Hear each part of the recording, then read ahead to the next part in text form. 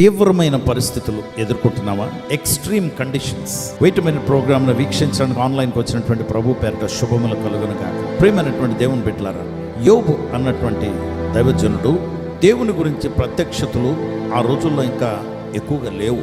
కానీ ఆ రోజుల్లో, పాత నిబంధనలో ఆ రోజుల్లో యోబు చాలా భక్తుడు. దేవుడు అంటే భయము, చెడుతనమును విసర్జించిన వాడు. దేవుడే ఆయనని గురించి సాక్ష్యం చెప్పాడు. యోబుకి 7 కొడుకులు 3 కుమార్తెలు. మీకు తెలుసు, ఆస్తంతా పోయింది, పిల్లలందరూ చనిపోయారు. అకస్మాత్తుగా ఆస్తంతా పోయినప్పుడు, పిల్లలు చనిపోయినప్పుడు అతను చాలా తీవ్రత ఎదుర్కొని విషాదంలో ఉన్నాడు. భార్య కూడా వ్యతిరేకమైపోయింది. పరిస్థితులు వచ్చినప్పుడు, వ్యతిరేకమైనప్పుడు, ఎక్స్ట్రీమ్ కండిషన్స్ వచ్చినప్పుడు ఒకటి తర్వాత ఒకటి మీదకు వచ్చేసినట్టు వచ్చేసి స్నేహితులు కూడా వ్యతిరేకమైపోయారు. జబ్బు చేసేసింది. అనారోగ్యంతో పెంకులు, కొండ పెంకులు, చిల్ల పెంకులు వాటితో గోక్కునేవాడు. సో ఈ కండిషన్లో ఈయన ప్రార్థన ఎలా ఉంటుందో ఒకసారి ఆలోచించండి. 7వ అధ్యాయంలో 4వ వచనంలో అంటాడు, మీరు చదువుకోండి. ఏమంటాడంటే, పడుకున్నాడట, రాత్రి నిద్రపోతుంటే ఎప్పుడు తెల్లవారుతుందా అని చూస్తున్నాడట, ఇటు అటు తిరుగుతున్నాడట. నేను ఒకప్పుడు అలాగేనండి, భయపడిపోతూ మంచం మీద పడుకున్న స్థలం చక్కగా అలా పడుకోకుండా ఇటు తిరిగితే ఇటు, అటు తిరిగితే ఇటు, తలగడ మీద వేసేసుకుని ఎవరో నన్ను తరుగుతున్నట్టు ఫీల్ అయిపోయి భయపడిపోయేవాడిని. కలలు కూడా అలాంటివి వస్తుండేవి. ఎప్పుడు తెల్లవారుతుందా అని రాత్రి అనుకునేవాడిని. పగల తెల్లవారిన తర్వాత ఎప్పుడు రాత్రి అవుతుందా అని చూసేవాడిని. యోబు సంగతి అలాగే ఉందట. ఎందుకంటే పాపం మానసికంగా కురిగిపోయాడు. He was depressed, he was disappointed, he was discontented, he was in dismay. అన్ని డీలే. He was down with disease and he was facing death. ఇలాంటి పరిస్థితుల్లో ఆఖరి వచనాల్లో 20వ వచనంలో అంటాడు, చాలా బాధతో కూడిన మాట్లాడి, అయ్యో నేను పాపం చేస్తే మనుషుల్ని నువ్వు కనిపెడుతున్నావు కదయ్యా. అయ్యో నేను నీ ఎడల ఏం చేయగలను? నేను బ్రతకటమే పెద్ద భారం అయిపోయిందయ్యా. ఎందుకయ్యా? వై డిడ్ యూ టార్గెట్ మీ? నీ గురిలో లేకపోతే నువ్వు నాకెందుకు గురి పెట్టావు? వై డిడ్ యూ టార్గెట్ మీ అంటే దేవుడు టార్గెట్ చేశాడని. ఎంత దుఃఖకరమైన విషయం అండి. తనకి ఏమనిపిస్తుందంటే దేవుడు కూడా తనకి వ్యతిరేకంగా తిరిగిపోయాడు అనిపిస్తుంది. ఇలాంటి వ్యక్తి ఇంత డిప్రెషన్లో మరణం గురించి కాకపోతే ఇంకేమొస్తుందండి. అందుకే 21వ వచనంలో అంటాడు, నువ్వు ఎలా నా అతిక్రమములు నువ్వు పరిహరించడం లేదేంటి? ఎందుకు నా దోషమును నువ్వు క్షమించడం లేదేంటి? నేను సమాధిలోకి అయిపోయి మట్టి అయిపోతే నువ్వు వెతికినా నేను దొరకను కదా. అయ్యో ఎంత దుఃఖంతో ఉన్నాడండి.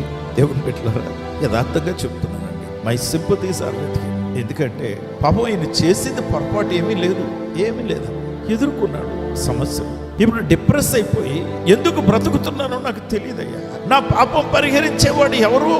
నా అతిక్రమంలో తుడిచిపెట్టేవారు ఎవరు? నేను సమాధిలోకి వెళ్ళిపోతే పట్టించుకునేవారు ఎవరు? నువ్వు వెతుకుతావా నన్ను? ఎప్పుడు వెతుకుతావు? ఎక్కడ వెతుకుతావు? ఎక్కడ దొరుకుతాను నేను? ఎంత డీప్ డిప్రెషన్లో ఉన్నాడండి. ఈరోజు దేవుని బిడ్డ, నీ పరిస్థితి కూడా అలాగే ఉందా?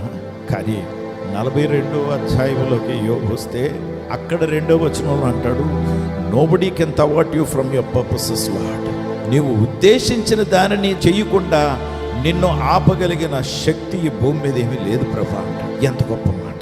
అంతేకాదు 10వ వచనంలో ఆయన ప్రార్థన చేయగా దేవుడు ఆలకించి తనకి వ్యతిరేకంగా తిరిగిపోయినటువంటి వారి కొరకు ప్రార్థన చేస్తున్నాడు, విజ్ఞాపనం చేస్తున్నాడు అని దేవుడు ఆలకించి వారిని క్షమించి ఆశీర్వదించి యోబుకి 2 పాళ్ళ ఆశీర్వాదాలు ఇస్తాడు. దేవుని బిడ్డ, ఈరోజు ఇఫ్ యు ఆర్ డిప్రెస్డ్, ఒకవేళ నువ్వు ఈ మానసిక ఒత్తిడికి గురైపోతే నాకు తెలుసు చాలా కష్టం, నువ్వు నమ్మటం కష్టం. ఎందుకంటే నీ పరిస్థితులు అంత ఎక్స్ట్రీమ్ కండిషన్స్లో ఉన్నది నువ్వు, నేను కాదు, నాకు తెలుసు అది.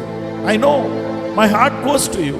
నా హృదయంతో నీకు చెబుతున్నటువంటి మాట, కన్నీటితో నేను వేడుకుంటున్నాను. ప్రభు అయినటువంటి Yesu face that extreme situation for you. నీ కొరకు యేసు ప్రభు వారు అలాంటి పరిస్థితి ఎదుర్కొన్నాడు. అందుకే ఆయన దగ్గరికి రా, ఆయన అడుగు, ఆయన క్షమాపణ అడుగు. తప్పకుండా నిన్ను పైకి లేవనెత్తుతాడు. నన్ను లేపాడు. ఈరోజు నేను ఆశీర్వదింపబడ్డాను. అందుకే ఈ మాటలు నీతో చెప్తూ ఉన్నాను. No matter what your extreme condition is, ఎలాంటి తీవ్రమైనటువంటి పరిస్థితి అయినా నా దేవుడు ఆయన జీవము నీలోకి ప్రవహించును గాక. పరిశుద్ధాత్ముడు నిన్ను ముట్టును గాక. పరిశుద్ధాత్ముడు నిన్ను ఒప్పింప చేసి నీ జన్మ కర్మ పాపములు క్షమించి నీ జీవితాన్ని ఆశీర్వాదకరంగా మార్చును గాక. పరిశుద్ధుడా ప్రభా, నీకు వందనాలు, స్తోత్రాలు. There is life when we come to you Lord. నీ దగ్గరికి వస్తే మాకు జీవము ప్రభా. ఎందుకో నీకు దూరంగా ఉండి మేము ఉన్నాములే, మేము చర్చికి వెళ్తున్నాములే, మేము ప్రార్థన చేస్తున్నాములే అని ఏదో సమర్థించుకుంటున్నారు. కానీ సమర్థన బట్టి మాకు ఏమీ రాదని మాకు తెలుసు. అందుకే కన్నీటితో నీ బిడ్డల గురించి నేను విజ్ఞాపన చేస్తున్నాను. దయతో వారి జీవితాల్లోకి, వారి కుటుంబాల్లోకి మీరు అడుగు పెట్టమని మనవి చేస్తున్నాను. చేతులు జోడించి నమస్కరించి అడుగుతున్నాను. నన్ను బాగు చేసావు కదా. I don't deserve it. I don't deserve this love from you. ఈ ప్రేమ, ఈ కనికరము నీ దగ్గర నుండి పొందుకోవడానికి నాకు అర్హత లేదయ్యా, అర్హత లేదు. నన్ను కనికరించావే, నీ బిడ్డలు కనికరించి దర్శించవా ప్రభా. వారిని పైకి లేకున్నెత్తవా ప్రభా, ఆశీర్వదించవా ప్రభా. నీ నామమును అడిగితే నువ్వు తప్పకుండా చేస్తానన్నావు. అందుకే నేను నమ్ముతున్నాను, నువ్వు చేస్తున్నాను. యేసు నామములో ప్రార్థించి వేడుకొంచున్నాం తండ్రి.